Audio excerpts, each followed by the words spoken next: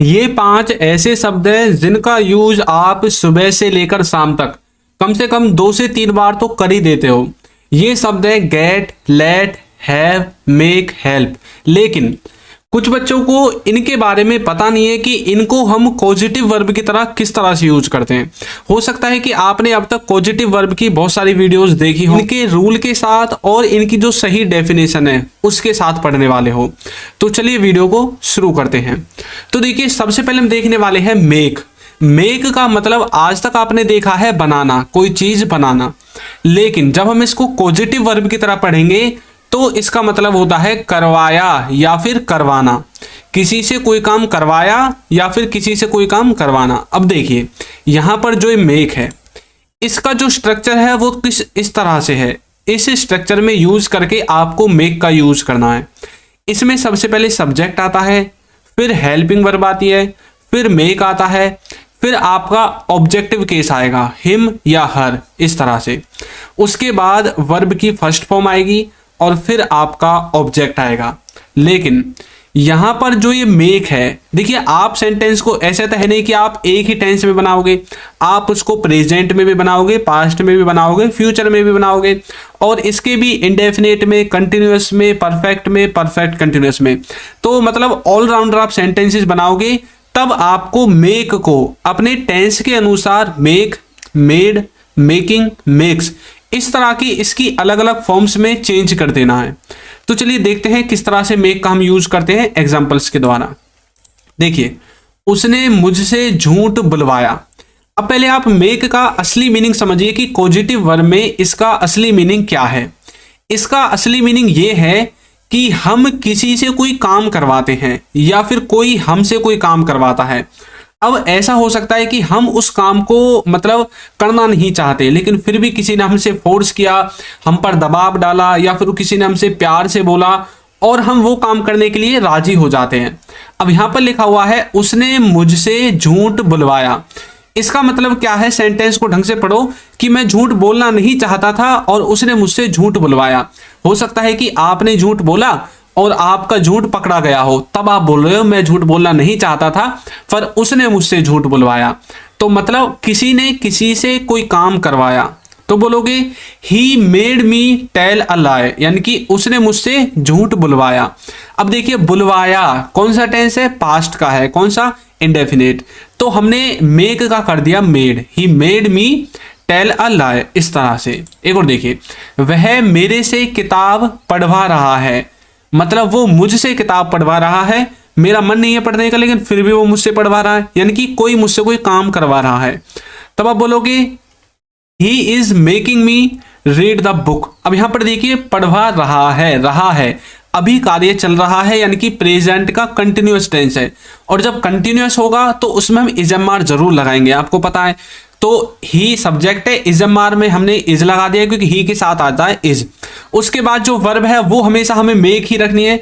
तो मेक की अलग अलग फॉर्म्स लगाएंगे। तो मेक है तो इसमें आईएनजी लगाकर मेकिंग लगा देंगे। He is making me read the book, मतलब वह मुझसे या मेरे से किताब पढ़वा रहा है। इस तरह से बनाओगे। देखिए, इस तरह के सेंटेंसेस आप जरूर बोलते हैं सुबह से शाम तक, 1 या 2 बार आप जरूर बोल देते हैं।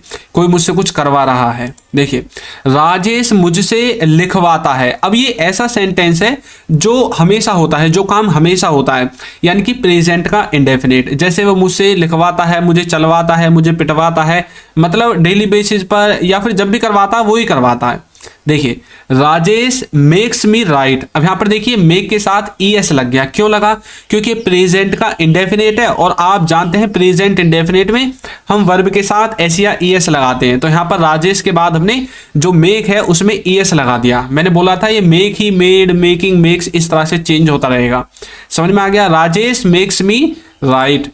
और देखिए, जूही मुझसे काम करवाती है। जूही मुझसे काम करवाती है, तो बोलोगे जूही मेक्स मी वर्क, इस तरह से। ये भी प्रेजेंट के इंडेफिनेट का सेंटेंस है।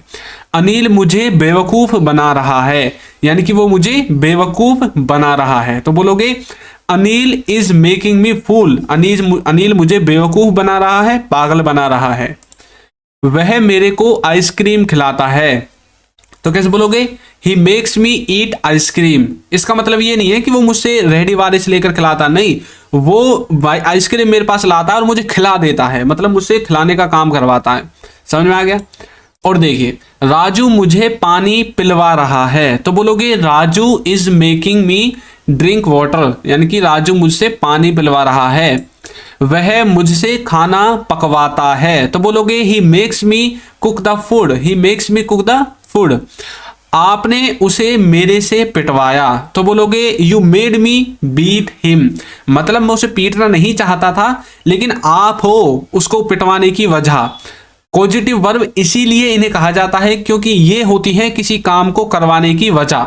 जो ये होता है ना कॉज, CAUSE, कॉज का मतलब होता है कारण, किसी चीज को होने का कारण, इसीलिए इनको कहा जाता है पॉजिटिव वर्ब, यानी कि किसी चीज को करवाने का कारण या फिर किसी चीज के होने का कारण। समझ में आ गया।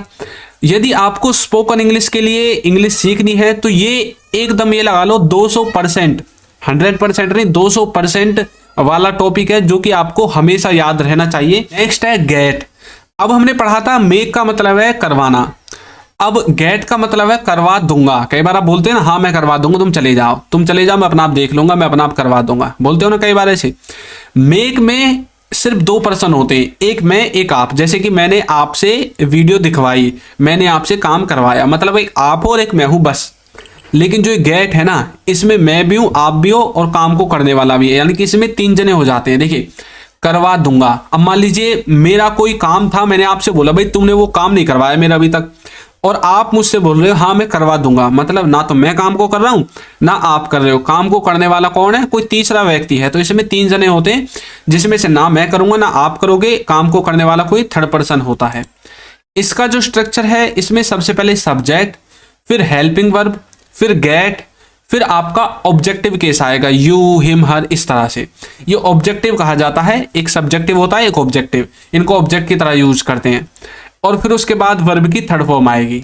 देखिए यहां पर जिस तरह से हमने मेक को अलग अलग फॉर्म्स में देखा था, गेट भी अलग अलग फॉर्म्स में यूज होगा। गेट, गॉट, गेट्स, गेटिंग, ये टेंसेस के अनुसार होगा। गॉट आपका होगा पास्ट में, गेट्स होगा प्रेजेंट इंडेफिनिट में थर्ड पर्सन सिंगुलर के साथ, गेटिंग होगा जब कोई कंटिन्यूटी वाले कार्य के बारे में बात करेंगे। देखिए, उसने पुस्तक लिखवाया, उसने पुस्तक लिखवाया मतलब उसने पुस्तक लिखवाई। अब वो मुझे बता रहा है भाई उसने पुस्तक लिखवाई है, पता तुम्हें, उसने किताब लिखवाई है, किताब छपवाई है, जो भी आपको बोलना है। तो मतलब उसने किसी मशीन से, प्रिंटिंग मशीन से या फिर किसी पब्लिकेशन में जाकर करवाया ये काम, तो मतलब थर्ड पर्सन से करवाया उसने। तो बोलोगे he got the book written, he got the book written, लिखवाया, यानी कि ये पास्ट का जो पास्ट का सेंटेंस है और इसलिए हमने गेट का कर दिया गॉट। आप राजू को क्यों बुलवाओगे, मतलब आप राजू को क्यों बुलवाओगे। भाई मैं आपसे पूछ रहा हूं कि भाई आप राजू को क्यों बुलवाओगे। आपने मुझसे बोला मैं राजू को बुलवाऊंगा। अब राजू के स्थान पर कोई भी नाम हो सकता है, भाई मैं मतलब अपने दोस्त को बुलवाऊंगा, ना तो आप बुला रहे हो ना मैं। आपने किसी से बोल दिया कि भाई अपने दोस्त को बुला लो, मतलब काम को कोई थर्ड पर्सन कर रहा है। तो बोलोगे why will you get Raju called, why will you get Raju called, आप राजू को क्यों बुलवाओगे, इस तरह से। तुमने तुम्हारी साइकिल ठीक करवाई, तुमने तुम्हारी साइकिल ठीक करवाई। तो साइकिल को ठीक कौन करवा रहा है, तुम। किससे करवा रहे हो, मैकेनिक से। अब बता किसको रहे हो, मुझको। तो मतलब काम को करने वाला कौन है, थर्ड पर्सन है। तो बोलोगे you got your bicycle repaired, you got your bicycle repaired, तुमने अपनी जो बाइसिकल यानी कि साइकिल है उसको रिपेयर करवाया, ठीक करवाई। देखिए, उसने खाना खिलवाया, उसने खाना खिलवाया। तो बोलोगे he got the food eaten, he got the food eaten, उसने खाना खिलवाया। नेक्स्ट है मैं घर बनवाता हूं, मैं घर बनवाता हूं। मान लीजिए मैं ठेकेदार हूं, कोई मेरे पास आया, भाई तू क्या काम करता है, मैंने बोला मैं घर बनवाता हूं। अब घर मैं खुद थोड़ी बनाता हूं, घर किससे बनवाता हूं, मिस्त्रियों से, इंजीनियर से, मैं तो बस ठेकेदार हूं। तो मतलब आप समझ गए होंगे ठेकेदार क्या काम करता है, किसी से काम करवाता है और वो किसी से काम लेता है और किसी और पर करवा देता है। अब मैं आपके पास आ गया, मान लीजिए आप ठेकेदार हैं, मैंने आपसे पूछा भाई आप क्या काम करते हो, आप बोले मैं घर बनवाता हूं। तो घर आप खुद नहीं बनाते ना, किसी और से बनवाते हैं, मतलब यानी कि मजदूरों से बनवाते हैं। तो मतलब कोई थर्ड पर्सन से आप काम करवाते हैं। तो बोलोगे आई गेट होम मेड, इस तरह से। नेक्स्ट है तुम अपना बाल कब कटवाओगे, यानी कि अपने बाल कब कटवाओगे तुम अपने बाल। अब आपके घर वाले कई बार आपसे बोलते हैं ना, आपने बना लिए, मतलब बड़े बड़े झुंड कर लिए सिर में, इतने बड़े बड़े कि मतलब घर वालों को देखकर आपसे मतलब गुस्सा आ जाता है, और आपके घर वाले आपसे बोले भाई कब कटवाओगे इन बालों को। मतलब आपका घर वाले आपसे बोल रहे हैं, फर्स्ट वो हो गए, एक व्यक्ति वो हो गए, दूसरे आप हो गए जो सुन रहे हो, और वो तीसरे पर्सन के बारे में बात कर रहे हैं, भाई नाई के धोरे जाके कब कटवाओगे बालों को। समझ में आ गया ना। तो बोलोगे when will you get your hair cut, when will you get your hair cut. तो इस तरह से आप किसका गेट का यूज करोगे। एक और देखिए, मैं हर साल मेरे घर को रंगवाता हूं, पेंट करवाता हूं, मैं हर साल अपने घर को रंगवाता हूं। तो मतलब रंगवाता कौन हूं मैं, किससे, जो पेंट करने वाले होते हैं उनसे, मतलब वो कोई थर्ड पर्सन है, और आप और मेरी बात चल रही है और मैं थर्ड पर्सन के बारे में बात कर रहा हूं। I get my house painted every year, I get my house painted every year. उसे पुस्तक लिखवाना चाहिए, उसे पुस्तक लिखवाना चाहिए। तो बोलोगे he should get the book written, he should get the book written. तो यहां पर देखिए ये मॉडल वर्ब की तरह चला गया है, मॉडल वर्ब की तरफ, क्योंकि यहां पर हमने इज एम आर का यूज नहीं किया है, हैज हैव का यूज नहीं किया है, यहां पर हमने मॉडल वर्ब शुड का यूज कर दिया। तो मॉडल वर्ब में भी आप इसको यूज कर सकते हैं। वह घर बनवाएगा, वह घर बनवाएगा। तो बोलोगे he will get house made, he will get house made, वह घर बनवाएगा। इस तरह से आप गेट का यूज करोगे। अब है लेट, लेट का मतलब है दिया जाता है, मतलब किसी के द्वारा किसी को कोई काम करने दिया जाता है। अब जैसे कि मुझे टीवी देखने दिया जाता है, किसके द्वारा, मेरे घर वालों के द्वारा। पहले मुझे देखने नहीं देते थे, लेकिन अब मुझे टीवी देखने दिया जाता है। उसे वहां मतलब जाने दिया जाता है, किसी को कोई काम करने दिया जाता है, वहां पर आप लेट का यूज करते हैं। एक जगह और होगा, किसी को कोई काम करने दो, भाई उसे जाने दो, उसे खाने दो, उसे पीने दो, उसे सोने दो, उसे पढ़ने दो। ये दोनों सेंसेस लेट के द्वारा बनेंगे। स्ट्रक्चर देखिए, सबसे पहले सब्जेक्ट, फिर लेट आएगा, फिर ऑब्जेक्टिव केस आएगा, फिर वर्ब आएगी, और फिर अदर वर्ड्स आएंगे। देखिए इन सबका जो स्ट्रक्चर है ना वो बिल्कुल सेम सा है, बस एक में जो गेट है आपका, इसमें वर्ब की थर्ड फॉर्म लगती है। यहाँ पर समझ में आ गया। अब देखिए इसमें जो है ये वर्ब जो आपके लेट है ये चेंज नहीं होगा, ये लेट लेट लेट ही रहेगा, लेकिन कहीं पर लेट से जरूर हो जाएगा, LETS, वो वहां पर होगा जब प्रेजेंट इंडेफिनिट का सेंटेंस होगा और थर्ड पर्सन सिंगुलर होगा।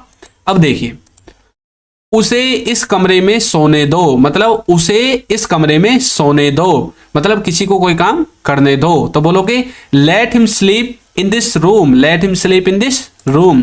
मुझे इस बारे में सोचने दो। कई बार बोलते हैं ना मुझे इस बारे में सोचने दो, भाई अभी मैं कुछ नहीं बोल सकता, इस बारे में सोचने दो। तो बोलोगे let me think about it, let me think about it, मुझे इसके बारे में सोचने दो। बच्चों को बाहर खेलने दो। तो बोलोगे let the children play outside, let the children play outside. इस तरह से आप यूज करोगे। चलिए और देखते हैं, नेहा को इस कॉलेज में पढ़ने दो, नेहा को इस कॉलेज में पढ़ने दो। तो बोलोगे let Neha study in this college, let Neha study in this college.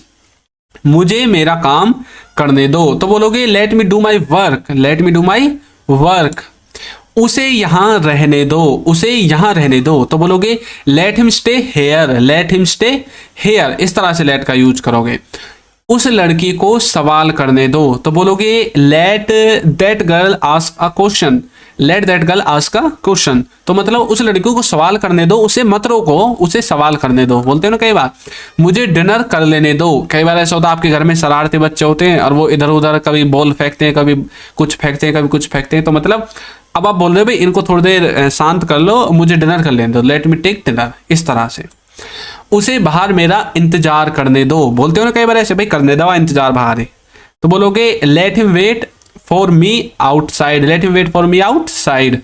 इस तरह से लेट का यूज करोगे। अब देखिए जो नेक्स्ट है वो है आपका हेल्प। हेल्प का मतलब तो आप जानते हैं, इसका मतलब होता है मदद करना, सहायता करना, किसी की मदद करना, किसी की सहायता करना। इसमें आप सब्जेक्ट सबसे पहले, फिर हेल्प, फिर उस पर्सन का नाम यानी कि पर्सन कॉन्सेप्ट जो भी आपका यहाँ पर आ जाएगा, फिर वर्ब की फर्स्ट फॉर्म और फिर ऑब्जेक्ट आएगा। देखिए हेल्प जो है ये हेल्प ही रहेगा, लेकिन हाँ यदि पास्ट वगैरह में लेकर जाओगे तो हेल्प्ड भी हो जाता है और इसमें ING भी लग जाती है, सब चीज लग जाती है। देखिए वह नए शब्द याद करने में मेरी मदद करता है, वह नए शब्द याद करने में मेरी मदद करता है। मान लीजिए कि आप इंग्लिश सीख रहे हैं और आपके पास आपका जो दोस्त है वो आ जाता है, अब आपके घर वाले आपसे बोल रहे हैं भाई ये क्यों आ जाता रोज रोज, आप बोल रहे हो भाई वो मेरी मदद करता है नए नए शब्दों को याद करने में, तो बोलोगे he helps me learn new words, he helps me learn new words. इस तरह से हमने वहां पहुंचने में उसकी मदद की, मतलब हमने मदद की उसके वहां पहुंचने में, तो बोलोगे I helped him to reach there. अब देखिए यहाँ पर मैंने हेल्प्ड का यूज कर दिया, मैंने बताया था इसमें भी ईडी वगैरह लग जाती है जब पास्ट में बनाएंगे, तो मतलब पास्ट का है या इंडेफिनिट का है, तो वर्ब की सेकंड फॉर्म की तरह हमने हेल्प्ड का यूज कर दिया, I helped him to reach there. इस तरह से हेल्प का यूज करेंगे। और नेक्स्ट है हैव का मतलब है कुछ करवाना। देखिए हैव जो है ये सेम टू सेम उसी की तरह है जो आपने गेट का यूज किया था। देखिए यहाँ पर सबसे पहले सब्जेक्ट, फिर हैव, फिर आपका पर्सन जो कॉन्सेप्ट वो आ जाएगा, फिर वर्ब की थर्ड फॉर्म आ जाएगी। अब यहाँ पर देखिए इसके स्थान पर आप गेट का यूज कर सकते हैं, कोई दिक्कत नहीं है, और यदि पास्ट में बनाना है तो गोट का यूज भी कर सकते हैं। आप गेट लगा दीजिए या हैव लगा दीजिए, कभी कंफ्यूज हो जाओ कुछ भी लगा देना, कोई दिक्कत नहीं है। और हाँ, जब आप जैसे गेट का गोट हो जाता है ना पास्ट में, जब आप हैव को लगाओगे तो हैव का हेड हो जाएगा पास्ट में। यदि आपको इनके बारे में नहीं पता, हैव, हेड, इनकी वर्ब की first form, second form, third form किस तरह से चलती है, तो आप कमेंट करके बता सकते हैं। वैसे तो मैंने वीडियो बना रखी है, मैं आपको लिंक प्रोवाइड करा दूंगा।